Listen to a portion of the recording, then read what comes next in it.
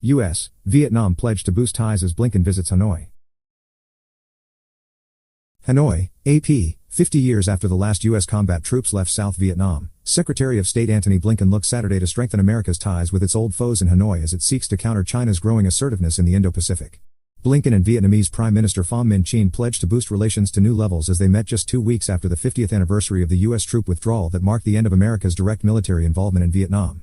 And it came as Blinken broke ground on a sprawling new $1.2 billion U.S. embassy compound in the Vietnamese capital, a project the Biden administration hopes will demonstrate its commitment to further improving ties less than 30 years after diplomatic relations were restored in 1995. Despite concerns over Vietnam's human rights record, Washington sees Hanoi as a key component of its strategy for the region and has sought to leverage Vietnam's traditional rivalry with its much larger neighbor China to expand U.S. influence in the region. "We now hope to be able to take relations to an even higher level," Blinken said. "This has been a very comprehensive and effective relationship, and going forward we will continue to deepen relations," Chinh said. "We highly appreciate the role and responsibility of the U.S. towards the Asia-Pacific, or, in a larger scheme, the Indo-Pacific."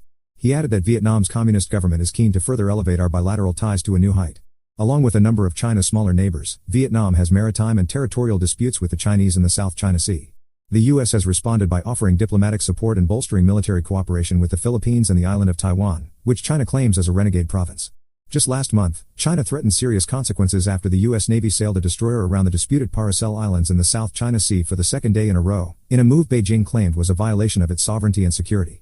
The Paracels are occupied by China but also claimed by Taiwan and Vietnam. U.S. officials are reluctant to describe any visit to Asia in terms of China, preferring instead to discuss the importance of improving bilateral ties. But they frequently speak to broader concerns in the region that are clearly directed at China.